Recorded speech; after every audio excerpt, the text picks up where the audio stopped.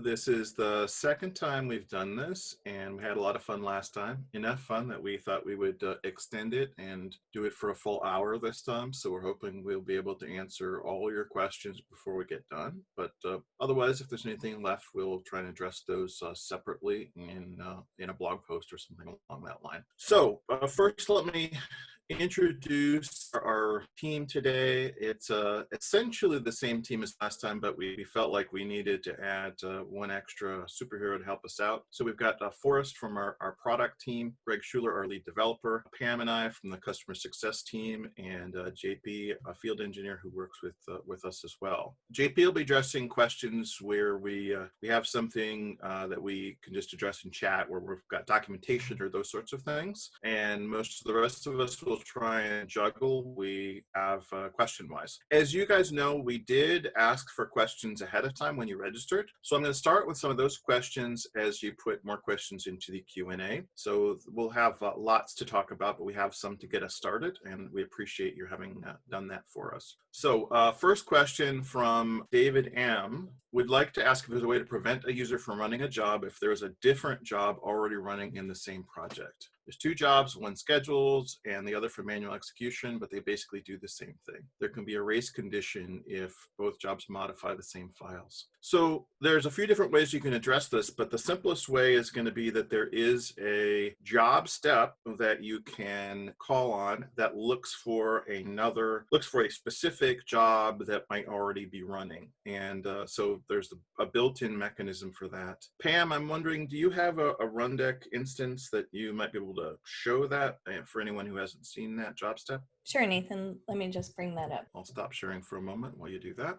And while Pam's grabbing that, I'll point you guys to the Q&A. We had two of the questions that came in were ones that there were already previous webinars about. So if you look at the questions and answers, you'll see those two in the Q&A section with the links back to those recordings. I think those might be useful to people. I'll stumble across the exact questions as I go through what I have in our slide deck, but you can see the questions and answers there as well. Hopefully, David, that answers your question. The other way you could look at it if you weren't going to use that job step would be to have those jobs lay down some sort of file at the beginning of the job and pick it up at the end and have the other job look for that. Effectively, that would accomplish the same basic idea. All right, let me share.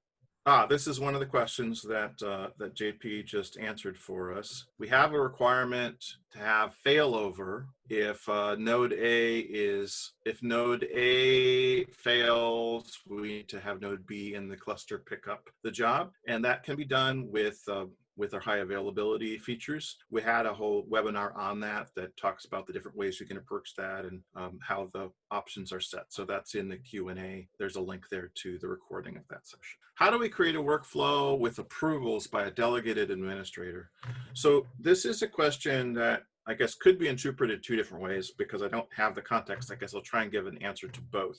First off, we do have a common question that says, as part of this job, I need somebody to approve it before we actually take action. I'm assuming that's the question that's being answered here, Pavel, but in general, the way I've seen customers handle that today, because we don't have approvals built into our system, is to use one of our integrations, like integrating with something like ServiceNow. So many of the ticketing tools have approvals as part of what they do, and we can integrate to those tools. So effectively, you could have a job that creates a ticket in ServiceNow and won't proceed until it's gotten approval. So between Rundeck and ServiceNow, effectively passing the workflow from Rundeck to ServiceNow, wait on the approval to happen, and then come back and finish the job out.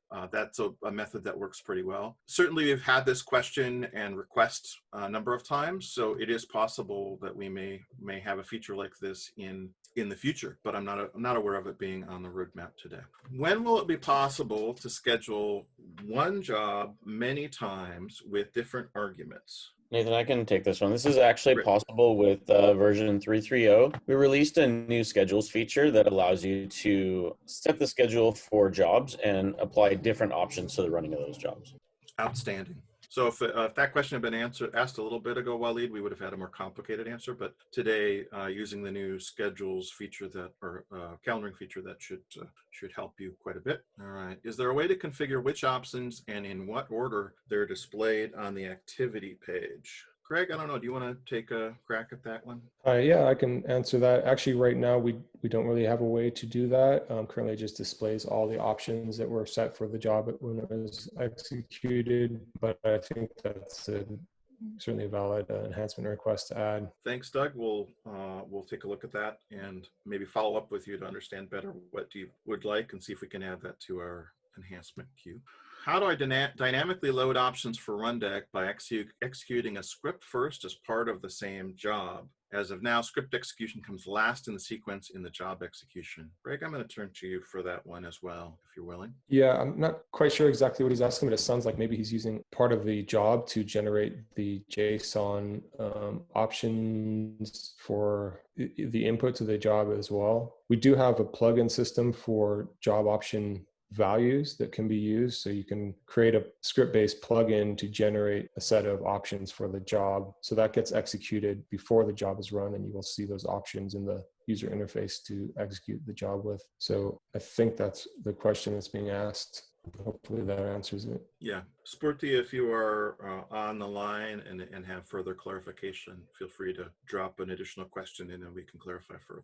I'm afraid of using the Rundeck Ansible integration. What's the best way to segregate users from Rundeck and Ansible? I'm using the Rundeck user to run Ansible tasks. It's not a production environment yet. Okay. Well, first I'd say don't be afraid of the Rundeck and Ansible integration. I think like any integration or any part of Rundeck, the fact that you can control things with access control and other related features means you should be able to set this up in a way that you can feel safe in doing so. I'm not 100% sure about what the pieces are that you're concerned about here. So let me throw out some ideas about what might be going on. One thing to bear in mind is the plugins are something you can turn on and off on a per project basis. So you could leave the Ansible plugins off for most projects and consequently control who might be able to use those steps. Only have them available to people who have permissions in an Ansible specific project. So that might be one way to control what people are able to do with Ansible. And I would think that might address part of your concern. The other aspect is just general access control. And I guess that's really related to projects. If you've controlled access to Ansible by only allowing it in a specific project, and you're careful about who has access to write jobs in that project, you have fairly strong controls there, and then obviously controlling who can run those jobs. But the jobs that are run obviously are limited to what that job will allow. So if you're careful about that, it shouldn't be exposing anything other than jobs that you intend to provide. So hopefully that helps. If you have more questions, Andre, let us know. I think I did see in our general Q&A, we've got another Ansible question, so we'll come back to that. But if you need further clarification on this, let us know. LDAP groups and Rundeck role differentiation. This was the other question that has been answered already in our Q&A. We have a link to an old version, to an older webinar. We had a two-part webinar series on managing Rundeck access, which gets into access controls and talking about LDAP groups and roles. So hopefully that will address your questions. But if you need further clarification after that, let us know and we'll certainly follow up on it. All right, we are currently running Rundeck Community Edition with the H2 file system DB, the one that's built in. We want to use Postgres now instead, and we're able to point to Postgres. However, the projects and Rundeck jobs are not showing up. When we initially set up, we did not use the Rundeck project storage type file system setting.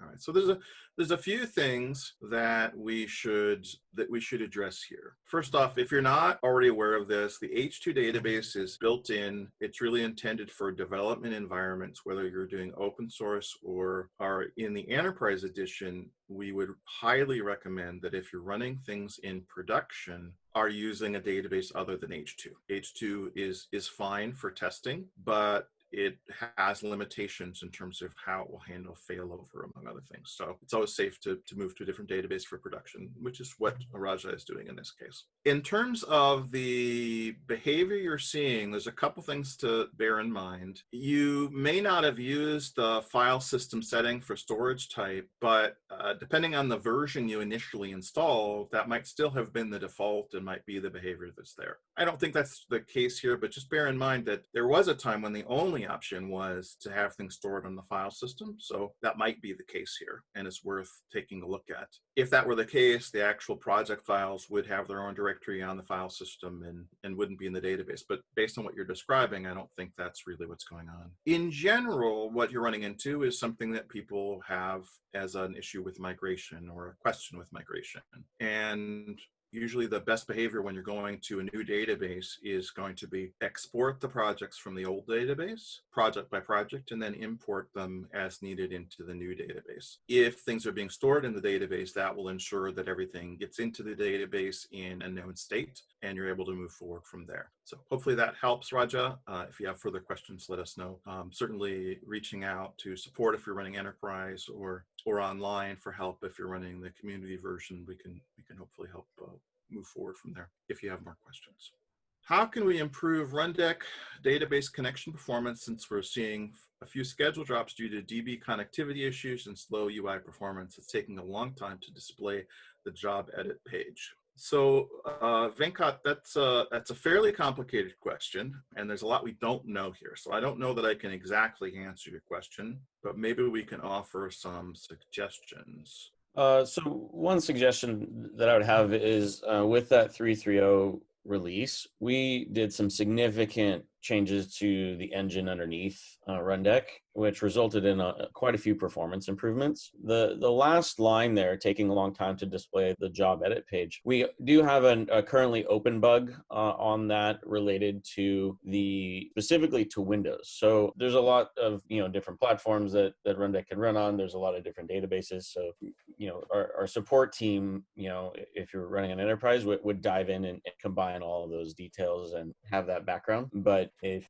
you want to try some things ahead of time, it would be upgrade to 3.3.0 and maybe even more specifically, our pending release of 3.3.2 has a few very specific UI performance fixes in it as well. Thanks, Forrest. I think the other thing that I'd say is if you're running into issues in terms of schedules being missed or things like that, it might have to do with thread count on the server. So looking at the number of threads that are allowed and improving or increasing that number might make a difference. It would also be true that if you are running open source, the enterprise version gives you some improvement here in that, as we kind of alluded to earlier, when you have a cluster mode, there's multiple servers in that cluster. And if one server is unavailable to run its scheduled job, a different server can run that scheduled instance instead. So there's ways that we're kind of addressing these sorts of problems in enterprise as part of clustering that you don't have in open source. So I don't know in this instance whether this is a open source instance or enterprise instance, but if you're in open source, it might be that that enterprise would address the issue. Either way, looking at the thread count and getting yourself up to 3.3 is probably good advice. Certainly testing 3.3 in a test environment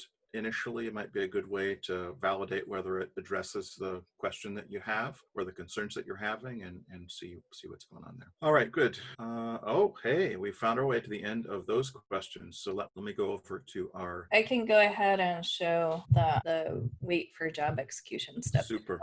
Why don't you go ahead and do the honors there, and I will, and then we'll pick up once you've had a chance to do that. Under add step, if you actually just search for job, you'll see it under workflow step. You can wait for a job execution. Right? You can choose a project, so it doesn't even have to be in the same project, the group or name or the job, or by UUID. And then you can put in that execution state that it has to be, conditions, etc. So this allows you to make sure that another job is not running at the time that this job is. And what would happen is if this doesn't match, this job would actually fail. Thanks, Pam. I appreciate that. So let's let's go ahead and look at some of the questions that have come in the Q&A area while we've been going here. And I'll point out, if you haven't been following the Q&A, if you take a look in the answered area, there's a number of good questions that have been asked and answered there that may be interesting to everybody. Otherwise, as you are following along here, feel free to put in your own questions, and you can upvote questions that you're particularly interested in to make sure we look at those. So right now, we've got a question from David. We're trying to get started using Ansible with Rundeck, but are having some trouble with initial setup, such as configuring the project correctly and adding our existing inventory files and runbooks. Could you show me some best practices or tips and tricks for the community edition and getting started on Ansible? I watched the YouTube video and looked at the docs, but I was hoping for some more examples. So David, I'm not sure when you say you've looked at the YouTube video, if you're referring to the webinar we did. I think we've done both some shorter videos kind of just showing you the feature, but we did a more extensive Ansible focused webinar not that long ago. My colleague Dutch led that one, and I think that might help with this if you haven't seen that. But let me talk a little bit about how Ansible and Rundeck work together with the Ansible plugin. So the Ansible plugin, well, let me think about this. Actually, Forrest, question for you. Is the Ansible plugin enterprise only? I'm starting to answer the question and realize maybe I'm not answering the appropriate way for David in this case because he's open source. Let me confirm. I always like to confirm those before. Yeah. Well, let me talk about the Ansible plugin for those who have it, and we'll confirm whether who might have that, who might not. But the way the Ansible plugin works is it assumes that your Ansible server is the same server where Rundeck is. And then if you configure things the right way, you're able to hand things off from Rundeck to Ansible directly on that same server, which simplifies some things. And there are steps that are based on that plugin that you'll have available to you in